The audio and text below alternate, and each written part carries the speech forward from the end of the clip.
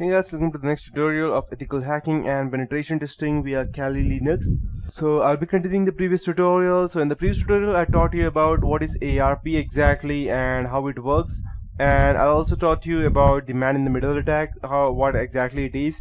So here's a simple example of the Jessica, the receptionist, that tells the word to print the latest company's contact list. So I'll be teaching you this example in detail so that you will know what ARP poisoning or ARP spoofing is, and then we will take a look at later on at DNS spoofing, DNS poisoning, the difference between them, and later on finally the traffic tunneling. So here's an example of normal ARP communication. Jessica is a receptionist in a latest company, in a good company, and it tells the word, my MS Word, to print the company's latest contact list. But this is her first print job today, and her computer has the IP address 192.168.0.16. She wants to send the print job to HP LaserJet printer, and the IP address of the HP LaserJet printer is 192.168.0.45. So Jessica's computer broadcasts an ARP request to the entire local network asking who has the IP address 192.168.0.45 as seen in this diagram. And all the devices on the network ignore this ARP request except for the HP LaserJet printer. The printer recognizes its own IP in the request and sends an ARP reply. Hey, this is my IP address and here is my MAC address, as you can see in this diagram. So, and now Jessica's computer knows the printer's MAC address. It sends the print job to the connect device, and it also associates the printer's MAC address of 00 whatever it may be with the printer's IP address of 192.168.0.45 in its ARP table. So the founders of networking actually probably simplified the communication process for ARP so that it would function efficiently, but unfortunately this simplicity also leads to major insecurity. Know why my short description of ARP doesn't mention any sort of authentication method? Because in ARP there is none, and there is quite a very much more insecure method of communicating between computers when there are no secure connections. ARP is very trusting. As you can say, the specific term would be gullible, and when a network device sends an ARP request, it simply trusts that when the ARP comes in, it really does come from the correct device. ARP provides no way to verify that the responding device is really who it says it is. So if I go ahead and spoof my MAC address over here, IP address and MAC address as well, but the first time it goes ahead and asks the method, then I'll straight away go ahead and tell I have this IP address and MAC address, and I'll send it back to them, and the computer will later think that the attacker, has this IP address and the MAC address. So this is how it works. In fact, many operating systems implement ARP so trustingly that the devices have not made an ARP request still accept ARP replies from other devices. So think like a malicious hack. You just learned that the ARP protocol has no way of verifying ARP replies. You have learned many devices accept ARP replies before even requesting them. And well, don't I craft a perfectly valid yet malicious ARP reply containing any arbitrary IP and MAC address I choose?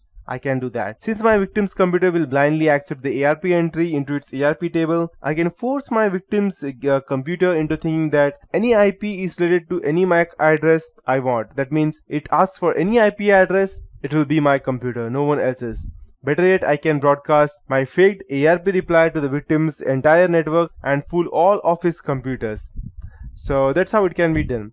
So back to reality now, you probably understand why this common technique is called as ARP cache poisoning, or just ARP poisoning, either way. The attacker lies to a device on your network, corrupting or poisoning its understanding of where other devices are. The frighteningly simple procedure enables the hacker to cause a variety of networking woes described next that I will be teaching you. And all the ARPs are now belong to us.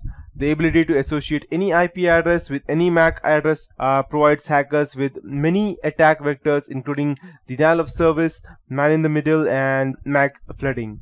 And just before you ask me what these things are, I would be teaching you that in later part of the tutorial. And denial of service attack, a hacker can easily associate an operationally significant IP address to a false MAC address. For instance, let's say for example, a hacker can send an ARP reply associating your network router's IP address with a MAC address that doesn't exist. Your computers believe that they know where your real default gateway is, but in reality they are sending any packet whose destination is not on the local segment into the great bit bucket into the sky. And in one move, the hacker has cut off your network from the internet, and he's only the person handling the computer. After that, we have man-in-the-middle attack, and as I told you, a hacker can exploit ARP cache poisoning to intercept network traffics between two devices in your network. For instance, let's say the hacker wants to see all the traffic between your computer, that's 192.168.0.12, and your internet router, that's 192.168.0.1. The hacker begins by sending a malicious ARP reply for which there was no previous request to your router, associating with his computer's MAC address with 192.168.0.12. Now your router thinks the hacker's computer is your computer. Next, the hacker sends a malicious ARP reply to your computer associating his MAC address with your 192.168.0.1. Now your machine thinks the hacker's computer is your router. Finally, the hacker turns on an operating system feature called as IP forwarding. This enables the hacker's machine to forward any network traffic it receives from your computer to the router. So when you try to go to the internet, your computer sends the network traffic to the hacker's machine, which it then forwards to the real router. Since the hacker is still forwarding your traffic to the internet router, you remain unaware that he is intercepting all your network traffic and perhaps also sniffing your clear text passwords or hijacking your secure internet sessions as well. And then we have another attack, which is MAC flooding. MAC flooding is an ARP cache poisoning technique aimed at network switches. If you need a reminder about the difference between a hub and a switch, then when certain switches are, you can go and check over the internet and you'll get a lot of information. When certain switches are overloaded, they often drop into a hub mode, and in hub mode, the switch is too busy to enforce its port security features, and it just broadcasts all network traffic to every computer in our network. And by flooding a switch's ARP table with a ton of spoofed ARP replies, a hacker can overload many vendor switches and then packet sniff your network while the switch is in the hub. So you might be a bit more scared right now that if the hackers can do all of these things, then what can you do? But just calm down. This is the scary stuff. ARP cache poisoning is trivial to exploit, yet that it can result in very significant network compromise. However, before you jump to looking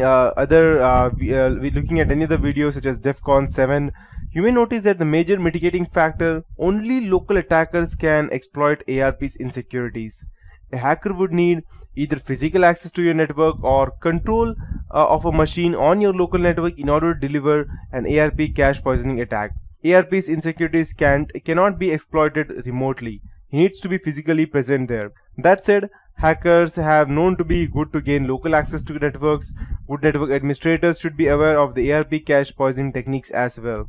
Since ARP cache poisoning results from lack of security in a protocol that is required for TCP/IP networking to function, you cannot fix it, but you can help prevent ARP attacks using some of the techniques such as keep your network small. If you manage a small network, you might try using static IP addresses and static ARP tables, or using command line CLI commands such as ipconfig/all in Windows or ipconfig in Unix, or you can learn the IP address and MAC address of every device in your network. Then using the ARP --s command, you can add static ARP entries for all your known devices. Static means unchanging, that cannot be changed, and dynamic IP address means something that can be changed. This prevents the hackers from adding spoofed ARP entries for devices in your network. You can even create a login script that would add these boot static changes to your PC every time they boot. However, static ARP entries are hard to maintain, impossible in large networks. That's because every device you add to your network has to be manually added to your ARP script or entered into each machine's ARP table. But if you manage fewer than 24 devices, this technique might work for you. And if you have large network, if you manage a large network research your networks with port security features. One port security feature lets you force your switches to allow only one MAC address for each physical port on the switch. This prevents hackers from changing the MAC address of their machine or from trying to map more than one MAC address to their machine. It can often help prevent ARP based man in the middle or monkey in the middle attacks as well.